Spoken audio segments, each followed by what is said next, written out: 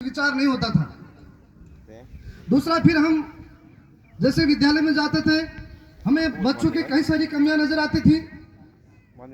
वैज्ञानिक शिक्षा को लेकर, अंधविश्वास को लेकर, ऐसे कई टॉपिक होते थे। तो हम चाहते थे कि हमारी बात को संगठन के मार्फत हम सरकार तक पहुंचाएं, लेकिन तत्कालीन उस समय के किसी संगठन ने हमारी बात को वैल्यू नहीं समझा। फिर हमने देखा कि उस समय एक जन जागरण की मुहिम चल रही थी पूरे देश में आदिवासियों को लेकर, कि आदिवासियों को जन जागरण होना चाहिए। क्यों होना चाहिए? क्योंकि आर्टिकल 342 के अनुसार जो परिभाषा गवर्नमेंट यानी संविधान में दे रखी है कि आदिवासियों की पहचान, उनकी संस्कृति, उनकी परंपराओं, उनकी बोली जब तक सुरक्षित है तब तक उनको आर्टिकल 342 के तहत अनुसूचित जनजाति का दर्जा माना जाएगा। फिर हमने उसी समय 2015 के सेशन के आसपास की बात बताऊं, उस समय एक जजमेंट आया था, झारखंड की एक जनजाति को मात्र किसी धर्म के अनुयायी होने की वजह से उनको बाहर कर दिया।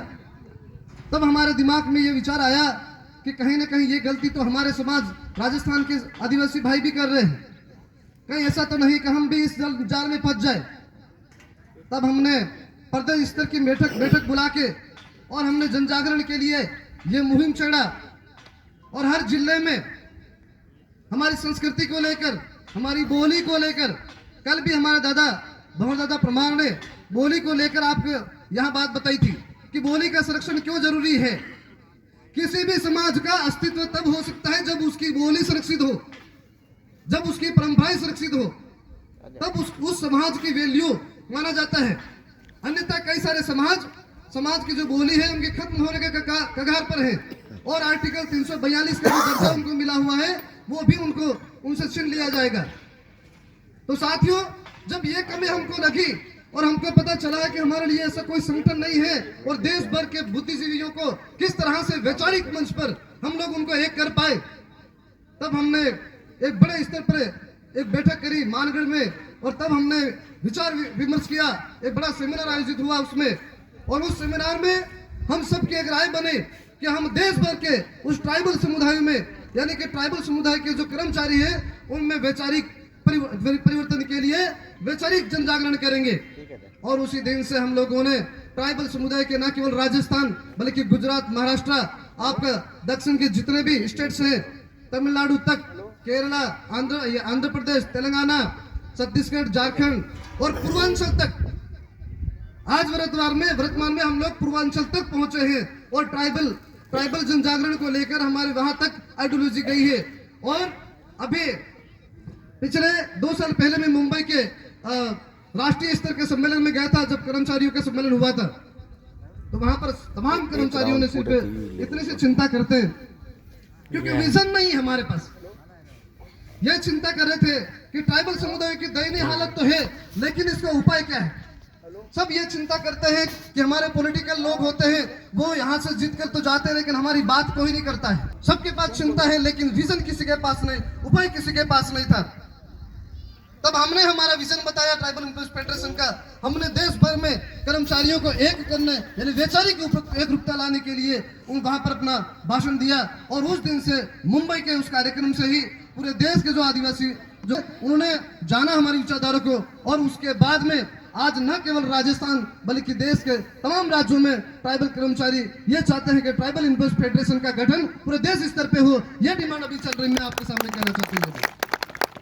साथियों, आज ये इसलिए जरूरत पड़ रही है कि आज देश में ट्राइबल समुदाय का एकमात्र अगर कोई संरक्षक हो सकता है तो ये कर्मचारी जिनको आप कह सकते हैं, ये बुद्धिजीवी वर्ग है जो विचारों के पोषक है, ये हो सकते हैं। इसके अलावा दूसरा कोई नहीं है। आप समझते हैं कि दूसरे समाज के तरह, दूसरे समाज में जिस तरह से उद्योगपति होते हैं, कोई बड़े ठेकेदार होते हैं, बड़े अच्छे दानदाता होते हैं, उनके पास व्यवसायी होते हैं, वो उनको हेल्प करते हैं। लेकिन क्या आपने सोचा ट्राइबल समुदाय में हमारा कौन ऐसा अमीर व्यक्ति या ऐसा उद्योगपति है जो हमें हेल्प कर सके, हमारे समुदाय को आगे बढ़ाने के लिए ऐसा कौन है। अन्य समाजों में जो धर्म से जुड़े हो, जैसे कि मान लिया उदाहरण के लिए जैन धर्म मान लो, जैन धर्म की एक व्यवस्था है, उनके समाज को जनजागरण के लिए उनके धर्म गुरु होते हैं, उसके उनको शिक्षा देने के लिए स्पेशल उनके कार्यक्रम होते हैं। क्या ऐसी व्यवस्था हमारे ट्राइबल समुदायों के लिए है क्या? आज तक नहीं थी। हमारे समुदाय को जनजागरण करने वाले कोई भी ऐसी संस्था नहीं थी। इस वजह से हमने ये मुहिम छेड़ी कि हम ट्राइबल इम्प्लॉयज फेडरेशन के तहत ये जो बुद्धिजीवी वर्ग है, विशेषकर शिक्षक लोग जो इस देश की रीढ़ की हड्डी माना जाते हैं, जो लोकतंत्र की रीढ़ की हड्डी माने जाते हैं, और हमें शिक्षकों में सबसे पहले ये मीटिंग किया और बैठकें करी, और बैठकें करने के पश्चात सबको ये बताया आज जो देश के समस्त ट्राइबलों की जो हालत है, जल जंगल जमीन के लिए लड़ रहे बेचारे, उन समाज की आवाज कौन बनेगा? हमारे समाज के साथ अन्याय हो रहा है, शोषण हो रहा है, कोई भेदभाव का सामना हो रहा है, दिन दहाड़े बेचारे किसी के पर पेशाब किया जा रहा है, उनको जीप के पीछे लटका कर घसीटा जा रहा है, लेकिन फिर भी न्याय नहीं मिल रहा है। ताजा घटना अभी की बात बताऊं, अभी महाराष्ट्र में राष्ट्रीय आदिवासी एकता परिषद के सांस्कृतिक कार्यक्रम हुआ। हमारे प्रतापगढ़ के आदिवासी भाई बहन महाराष्ट्र के कार्यक्रम में शामिल होने गए। उस कार्यक्रम से शामिल होकर जो वापस लौट रहे थे, तब एमपी के धार जिले में धामनोद नाम के स्थान पर एक जातिवादी मानसिकता के संगठन के लोगों ने बस के आगे आकर गाड़ियां रोक दी और हमारे लोगों के साथ मारपीट करने की कोशिश की गई। तब बस की तोड़फोड़ करने के बावजूद वहां के स्थानीय पुलिस प्रशासन ने साथ नहीं दिया हमारा, और पुलिस में एफआईआर कराई। लेकिन राजनीतिक ओवर, अब मैं मुकेश जी की एक बात को मैं कोट करूंगा, उस पर मैं बाद में बोलूंगा, पॉलिसी मेकर। साथियों, राजनीतिक षड्यंत्र की वजह से जिन लोगों पर कार्रवाई होनी चाहिए थी, उन लोगों पर कार्रवाई नहीं करके उल्टे बस वाले पर ही मुकदमा दायर किया गया और यह कहा गया कि आपकी बस को यहां पर लेके आइए। जिनके साथ शोषण हुआ, जिनके साथ बदतमीजी हुई, जिनके साथ जातिवादी भेदभाव हुआ, क्या वो राजस्थान से वापस बस लेके वहां जाएंगे? क्या बस बुलाने का क्या औचित्य है? तो साथियों, इस तरह के अन्याय होते हैं हमारे साथ, हमको न्याय नहीं मिलता है। ये केवल मैं उदाहरण बता रहा हूं, आप पत्रिकाएं मीडिया पढ़िए, हमारे समाज के साथ क्या नहीं हो रहा है। आज ट्राइबल समुदाय को एक करने की जरूरत है, इसलिए कर्मचारियों का जनजागरण की जरूरत है। आप देश के कितने भी संगठन से जुड़िए, लेकिन समाज की चिंता करने के लिए एकमात्र अगर कोई संगठन है तो ट्राइबल एम्प्लॉयज फेडरेशन है। इसके तहत हमने एक विचार डेवलप किया। यह ना केवल एक संगठन है, बल्कि एम्प्लॉय फेडरेशन अपने आप में एक विचारधारा है जो मानवतावादी की बात करता है, जो समाज के लोगों को अन्याय शोषण से बचाने की बात करता है, जो समाज को वैज्ञानिकता की ओर ले जाने की बात करता है। आज हमारा समाज पूरा बिखरा हुआ है। क्या हम पढ़े लिखे लोगों के जिम्मेदार नहीं है? क्या हमारी जिम्मेदारी नहीं है? हमारे समाज के सारे लोग धर्म में विभाजन है, अलग अलग विचारधारों में विभाजन है, अलग अलग पॉलिटिकल पार्टीज में विभाजन है। जबकि आप दूसरे समाजों में देखिए, क्या वो विभाजन है? वो उन लोगों अपनी मांगों को मनवाने के लिए चाहे जो पार्टी बने वो अपनी मांगे मनवा लेते हैं। लेकिन आप सोचिए, क्या ट्राइबल समुदाय ने आरक्षण के लिए आंदोलन किया पहले भी? क्या हमारी मांगे गवर्नमेंट ने मानी? नहीं मानी। आपको विचार करना पड़ेगा कि हमको एक क्यों होना पड़ेगा। आप कब तक दूसरे संगठनों के पीछे भागेंगे? क्या वो आपके मूलभूत समस्याओं के लिए वो संगठन आगे समाज में जनजागरण के लिए आगे आ रहे हैं? अगर नहीं आ रहे हैं तो आप उनके पीछे क्यों जा रहे हैं? केवल फोटो के लिए, केवल अपने स्टेटस के लिए। आप केवल इसलिए जा रहे हैं कि आपका ट्रांसफर रुकवा देंगे, आप केवल इसलिए जा रहे हैं कि आपके मनपसंद जगह पर आपका पोस्टिंग हो जाएगी, आप केवल इसलिए जा रहे हैं कि आपकी प्रतिनियुक्ति हो जाएगी। क्या इतने से कारण के लिए आप उन लोगों के साथ में जाओगे क्या? यह सोच आपको दूर करनी होगी। साथियों, अगर आपको समाज को आगे बढ़ाना है तो देश भर में जिस तरह से हमारा मूवमेंट चल रहा है, हमारा अभी मूवमेंट न केवल राजस्थान में है बल्कि देश के अन्य स्टेट में भी गए हैं, और अन्य स्टेट के कर्मचारी भी ये कह रहे हैं कि सर हमारे यहाँ आइए, हमारे भी यहाँ ट्राइबल एम्प्लॉयज फेडरेशन की कार्यकारिणी गठित कीजिए। छत्तीसगढ़ तक, और अभी की बात है, दादा वहां तक गए, तेलंगाना गए थे, तेलंगाना में भी ये बात हुई। कर्मचारी संगठन कह रहे हैं कि हमारे यहाँ भी ये संगठन बनाए और हमें ये बताइए कैसे एक होना है। हम पूरे देश के आदिवासियों को जनजागरण के लिए खड़े हुए हैं, उन आदिवासियों के मूलभूत विकास के लिए खड़े हुए हैं। और मूलभूत विकास की बात करते हैं तो उसमें सारी बातें आ गई। आप जिस शिक्षा की बात करें वो बातें भी इसमें आ गई है। शिक्षा, स्वास्थ्य, जैव विविधता, सारी बातें इसमें आ गई।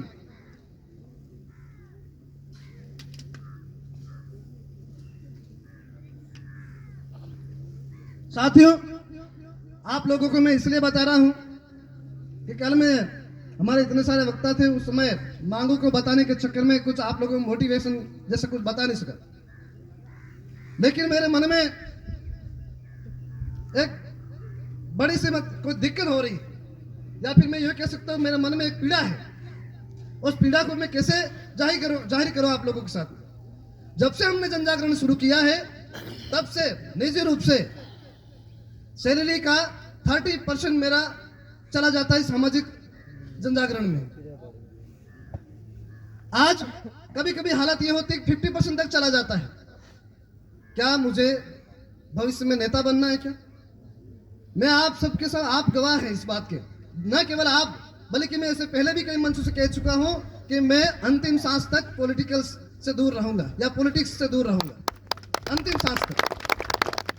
मुझे कोई लेना देना नहीं पॉलिटिक्स से। सिर्फ एक ही मंशा है कि देश के जितने भी आदिवासी हैं जो शोषण अत्याचार का शिकार हो रहे हैं, जल जंगल जमीन से विस्थापित हो रहे हैं, उनमें अवेयरनेस लाया जाए। दूसरा, हमारे ट्राइबल समुदाय की दयनीय हालत के एक मैडम ने बताया था, नशे की गलत आदतें, केवल तंबाकू ही नहीं, नशे की गलत आदतें हैं साथियों, शराब ही गलत आदतें नहीं है। आपको पता है एक धीमा जहर बहुत खतरनाक हमारे समुदाय में चला, हमारे देश के इंडियन जितने भी ट्राइबल कम्युनिटीज है कितना खतरनाक कमजोर हो रहा है। आप जानते हैं चाय को लेकर कोई नहीं बोलता है, क्योंकि चाय सब पीते हैं और सुबह पी के भी आए हैं आज भी, लेकिन छोड़ेंगे नहीं। और छोड़ने के लिए बोलेंगे जरूर, मैं आज छोड़ दूंगा लेकिन कल फिर पियेंगे। जब जब बातें होती तब सब प्रण लेते हैं कि मैं चाय छोड़ दूंगा, लेकिन आज और पी लेता हूं, कल छोड़ दूंगा, या थोड़ी पी लेता हूं। मैं तो वैसे भी दूध मिला के ज्यादा पीता हूं, इतना नहीं पीता हूं। बहाने हमारे पास बहुत हैं। पर साथियों, जैसे ही चाय पत्ती और दूध आप मिलाते हो तो वो लैक्टिक एसिड का निर्माण करता है आपकी बॉडी में, और आप यकीन मानिए आपके मुंह से बदबू आने शुरू करेगी 10-15 मिनट के अंदर अंदर। तो सोचिए आपके लिवर के अंदर कितना इफेक्ट करता हो। और वही चाय किसी कपड़ों पे गिर जाए तो उसका एक कलर से भी खतरनाक उसका वो निशान दाग पड़ जाता है। बहुत ये धीमा जहर है हमारे समाज को कमजोर करने वाला, और इस धीमे जहर की वजह से हमारे समाज के लोगों में कैल्शियम की मात्रा कम पड़ रही है। न केवल तंबाकू पर मैं आऊंगा, पहले चाय की बात कर लेते हैं। तो कैल्शियम की मात्रा कम पड़ रही साथियों, और इस वजह से आप देखिए ट्राइबल समुदायों में सबसे ज्यादा लड़कियों का, अभी जो हॉस्पिटल के हमारे एक दोस्त बताते हैं कि प्रत्येक 10 जन्म जो रोज होते हैं यहाँ पर, 10 में से 8 तो लड़कियों का जन्म होता है और मात्र 2 लड़के पैदा हो रहे हैं। तो साथियों, आने वाले समय में क्या औसत बिगड़ेगा? नहीं, औसत बिगड़ेगा ही नहीं बिगड़ेगा, क्योंकि कहना नहीं चाहिए, ये बात कोई कह नहीं पाता मंच से, लेकिन पुरुषों में वाय गुणसूत्र की कमी होने लग गई। और वाय गुणसूत्र की जब तक पुरुष में वाय गुणसूत्र की कमी रहेगी तब तक लड़का होगा नहीं। और इस वजह से गांवों में और आप आसपास के लोगों में ये भ्रांतियां रहती है कि महिलाएं में कमी रहेगी। बाबूजी के पास जाते हैं 25 बार, वहां जाके फिर भी समाधान नहीं होता है। किसी का बाई चांस बॉडी में डेवलपमेंट हो जाता है तो हम लोग उस पर आस्था कर लेते हैं। हकीकत में ना बाबूजी का कमाल है, कुछ भी नहीं है।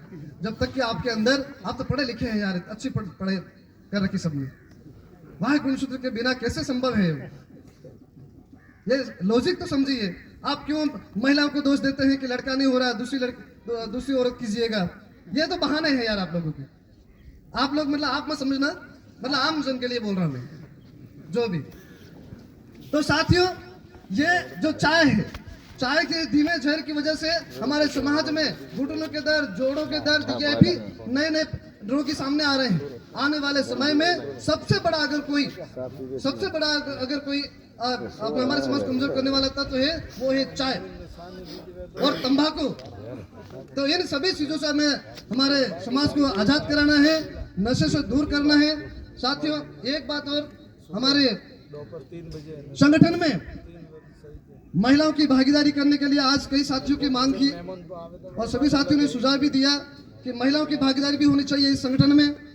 तो मैं आप सबके सामने अभी घोषणा करता हूं कि आने वाले समय में हम प्रदेश से लगाकर ब्लॉक तक महिला अध्यक्ष के अलग से गठन करेंगे टेप संगठन में। एक बार इस प्रस्ताव का जोरदार स्वागत करें। दूसरा, साथियों, आप सभी शिक्षक साथी हैं, मैं आपसे ज्यादा नहीं कहूंगा, क्या हम लोग हमारे अस्तित्व को बचाने के लिए आगे आएंगे कि नहीं आएंगे? आज आप सिर्फ इतना से बता दीजिए कि क्या केवल संगठन इसलिए होता है कि हमारे वेतन बना दे? क्या सिर्फ इतने एक हमारे ट्रांसफर रुकवा दे इसलिए संगठन बढ़ाए जाते हैं? क्या आप संगठनों से इतनी अपेक्षा रखते हैं? बताओ। लेकिन अगर ऐसा है सब मन में तो ये बाहर निकाल दीजिए साथियों। ये एम्प्लॉइज फेडरेशन हम लोग इसलिए बनाए हैं कि टोटल समाज के अस्तित्व को लेकर और समाज के अस्तित्व में जो संभव है हमें अच्छा लगता है वो हम करेंगे। किसी एक व्यक्ति की इच्छा का या एक व्यक्ति की इच्छा के लिए पूरे समाज के मैटर को हम दबा नहीं सकते।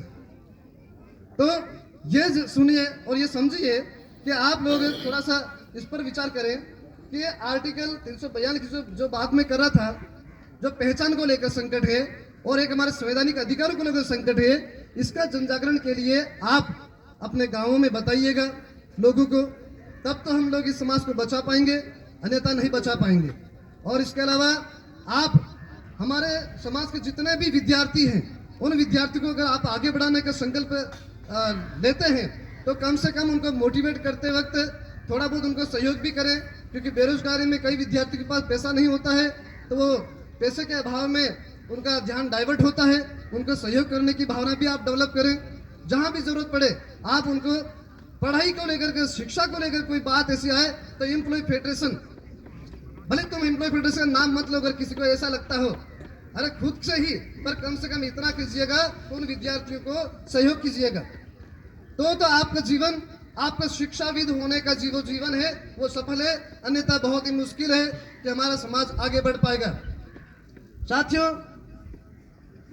एक चीज और है कि कल जब से हमने 2015 से लेकर आज तक हमने इस विचारधारा को आगे बढ़ाया, कल आपने देखा होगा कि हमारे 4-5 जिलों से तकरीबन 5 से 6 हजार लोग यहाँ पर आए। इतने कर्मचारी इस संगठन से जुड़े। क्या पहले कभी किसी संगठन से आपने देखा कितने कर्मचारी का हुजूम किसी कार्यक्रम में हुआ ये बताइए? नहीं। तो इतने बड़े स्तर पे आज अगर संगठन की विचारधारा से लोग प्रभावित हैं तो मैं निश्चित रूप से समझूंगा कि आने वाले समय में आप साथी और अपने साथियों को भी बोलें कि संगठन से जुड़े और हम संगठन के मार्फत हमारे जो मांगे हैं, जो बात रखेंगे, सुझाव भी रखेंगे गवर्नमेंट को, शिक्षा को लेकर हो, चाहे स्वास्थ्य को लेकर हो, चाहे स्कूल में कोई ऐसी मूलभूत मांग हो, उन मांगों को लेकर जो भी मांग है हम रखेंगे तो सरकार हमारी बात मानेगी। और आने वाले समय में जब भी ऐसा कोई आह्वान किया जाए संगठन के मार्फत कि ब्लॉक है या जिले में कोई आंदोलन या फिर कोई धरना या फिर कोई ज्ञापन देना है तो उसके लिए आप बढ़ चढ़ कर भाग लें। मैं आप लोगों से कहना चाहता हूं, एक बार आप सभी के लिए मैं जोरदार तालियों से कहना चाहूंगा, एक बार जोरदार तालियां आपके लिए हो जाए, आप सबके लिए कि आप सभी ने अब मेरी इतनी बातों को सुना और संगठन के लिए मैं समझता हूं कि मेरी बातें 100 में से अगर 40% भी आप ग्रहण कर लेंगे तो मैं समझता हूं कि मेरे इस स्पीच का महत्व रहेगा। और मैं समझता हूं कि आने वाले समय में आज आप जितने बैठे हैं, पहली बार मैं समझता हूं कि इस पूरे राजस्थान में 2 दिन के जो इस अधिवेशन में लगातार कार्यक्रम हुआ है, अगर कोई संगठन है तो हमारे संगठन के इस मंच पर हुआ है। तो साथियों, आप जब भी आह्वान करें तो हम संगठन के लिए आप आगे आवे, इसी आशा और विश्वास के साथ मैं आप सभी को जोहार करता हूं। बहुत बहुत धन्यवाद। दादा का बहुत बहुत धन्यवाद।